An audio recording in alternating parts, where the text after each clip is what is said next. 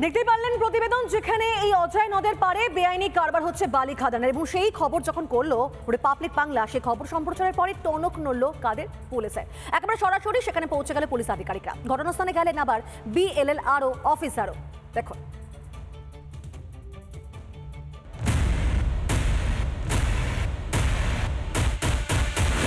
বালি খাদানের দখল নিয়ে কাটোয়ায় বোমা যুদ্ধ। অভিযোগ, সেই কাটোয়াতেই রমরমিয়ে চলে বেআইনি বালির ব্যবসা। বালিঘাট আইনি না বেআইনি, উত্তর খুঁজতে কাটোয়ার রাজুয়া গ্রামে রিপাবলিক। খবর সম্প্রচারের কয়েক মিনিটের মধ্যেই বোধোদয়, বালিঘাটে গেল পুলিশ।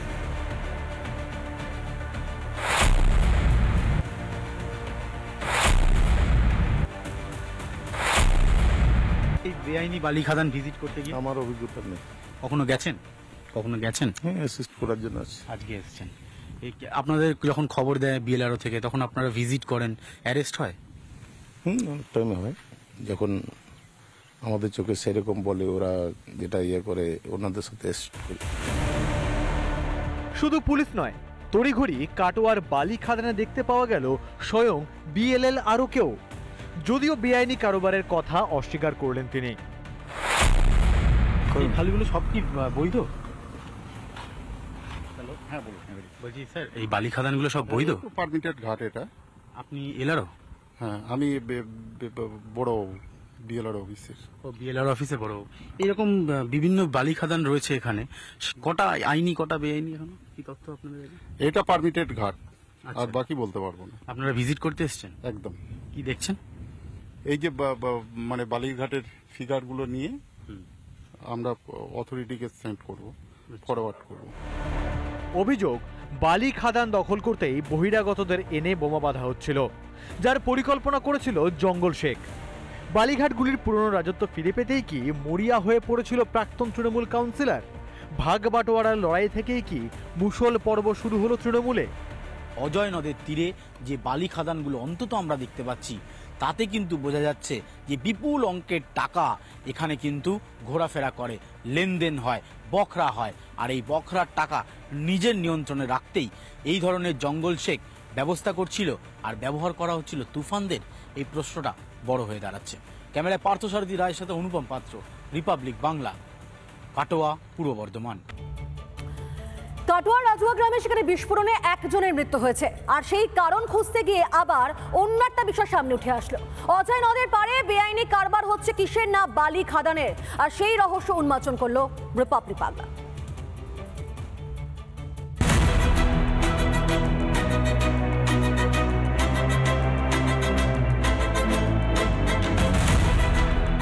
কাটোয়ার রাজুয়া গ্রাম লাগোয়া অজয় নদের পার, আর নদীর পার মানে বালির কারবার। স্থানীয়রা বলছেন যে একটি মাত্র বালি খাদানের সরকারি অনুমোদন রয়েছে, বাকি এখনো কোনোটারই ডাক হয়নি। তাই এই বালি খাদানগুলি যদি বালি তোলা হচ্ছে, সেটাও বেআইনিভাবে তোলা হচ্ছে। পর পর বালির ঘাট, তার মধ্যে আপাতত একটিতেই টেন্ডার হয়েছে বালি তোলার, জানাচ্ছেন স্থানীয়রা। ইনলিগেল বলতে কিছু না, মানে ঘাটের ডাক হয় নাই, যেগুলো ঘাট হয়ে গেলে সেগুলো লিগেল হয়ে যাবে। আমার এটা ডাক হয়েছে, এটা লিগেল। এটা ডাক হয়েছে বলে টেন্ডার হয়েছে, কিন্তু অন্যান্য ঘাটেও তো বালি আচ্ছা আরো আছে, সেগুলো বালি পড়ে নাই বলে ডাক হয় নাই। যেখানে এখনো টেন্ডার হয়নি সেখানেও চলে বেআইনি ভাবে বালি তোলা। ঠাড়ে ঠাড়ে মেনে নিলেন এলাকাবাসী। বালি খাদান আছে আমাদের এখানে আপাতত একটাই খাদান। হ্যাঁ, বেআইনি নাকি না আইনি? এখন তো সব বেআইনি চলছে, এখন আইন কোথায় আছে? মুখে না বললো জঙ্গল শেখের জঙ্গল রাজে অতিষ্ঠ এই রাজুয়া গ্রাম। জেল থেকে বেরিয়ে ফের বালিঘাট দখলের অপূর্ণ স্বাদ মেটাচ্ছে জঙ্গল শেখ। এই জঙ্গল শেখ তিনি কেন নিয়ন্ত্রণে রাখতে চাইছিলেন এই বালি খাদানগুলো? এই প্রশ্নটা বড় হয়ে দাঁড়াচ্ছে। ক্যামেরায় পার্থসারথী রায়ের সাথে অনুপম পাত্র, রিপাবলিক বাংলা, কাটোয়া, পূর্ব বর্ধমান। জঙ্গল শেখের জঙ্গলের রাজত্বে কার্যত দিশাহারা কাটোয়া। হুমকি, তোলাবাজি থেকে শুরু করে বিভিন্ন দলের জার্সি বদলে তৃণমূলে। কাটোয়ার রাজুয়া গ্রামে বোমাবাজি এবং লাগোয়া অজয় নদে বালির বেআইনি কারবার, আর বারবার ঘুরে ফিরে আসছে জঙ্গল শেখের নাম। আর যাকে নিয়ে এত কথা, সেই জঙ্গল শেখ কোথায়? তাকে খুঁজতে খুঁজতেই কাটোয়ায় জঙ্গল শেখের বাড়িতে পৌঁছে গেল রিপাবলিক বাংলা। দেখো।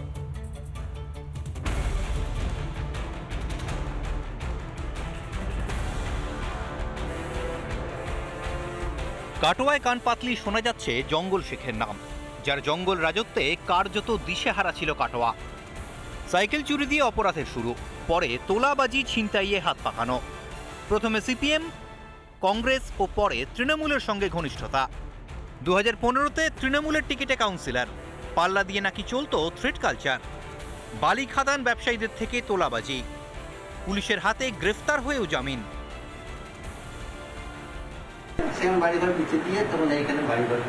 আচ্ছা, এখানেও নেই। ও ফ্যামিলিতে কে কে ছিল যখন এখানে বাড়ি হয়েছিল? তখন ছেলেপিলে সবাই ছিল। পাশাপাশি বাড়িগুলো আমরা এমনিতেই ভয় করি, ওদের ব্যাপারে কোনো কথা বলতেই আমাদের ভয় লাগে। এ তো গেল স্থানীয়দের কথা। এবার রিপাবলিক পৌঁছে গেল 13 নম্বর ওয়ার্ডে জঙ্গল শেখের বাড়ি। প্রাসাদ বললেও কম বলা হয়। বিরাট গেটের তালায় মরচে পড়েছে, রয়েছে অকেজো সিসি ক্যামেরাও। যে বাড়ি রয়েছে এবং যে পরিমাণ ঝুল এখানে জমেছে, যেভাবে তালা বন্ধ করা রয়েছে, তাতে বোঝা যাচ্ছে এবং স্থানীয়দের তরফ থেকে যেটা বলা হচ্ছে যে বেশ কয়েক বছর এই বাড়িতে তাদের আর কোনো যাতায়াত নেই। কতদিন এলাকায় নেই জঙ্গল? কেউ বলছেন কয়েক বছর, কারো কাছে আবার সেটা 9 থেকে 10 বছর। কিন্তু স্থানীয়দের মধ্যে চর্চায় এলাকার ত্রাস। জঙ্গল শেখকে চেনেন? দেখিয়েছি, চিনা মানে বাড়ির সামনে এসে তো দেখার আর কি আছে। কোন পার্টি করতো? তৃণমূল ছিল কাউন্সিলর ছিল। কখনো স্থায়ী জায়গায় থাকেনি জঙ্গল শেখ, বারবার ডেরা বদলেছে, পরিবার নিয়েই। তাহলে কি এবার নতুন কোথাও ঘাঁটি গাড়ল জঙ্গল শেখ? আমরাও এসেছিলাম তার বাড়িতে তার খোঁজের জন্য, কিন্তু এই মুহূর্তে তালা বন্ধ এবং স্থানীয়রা যেটা জানাচ্ছেন এই বাড়ি অনেক দিন আগেই ছেড়েছেন জঙ্গল শেখ এবং তার পরিবার। ক্যামেরায় পার্থসারথী রায়ের সাথে অনুপম পাত্র, রিপাবলিক বাংলা, কাটোয়া, পূর্ব বর্ধমান। নানা ধরনের কন্টেন্ট দেখার জন্য লাইক করুন, শেয়ার করুন আমাদের ফেসবুক পেজ, সাবস্ক্রাইব করুন আমাদের ইউটিউব চ্যানেল। পাশাপাশি অন্যান্য ব্রেকিং নিউজের জন্য অবশ্যই চোখ রাখুন রিপাবলিক বাংলায়।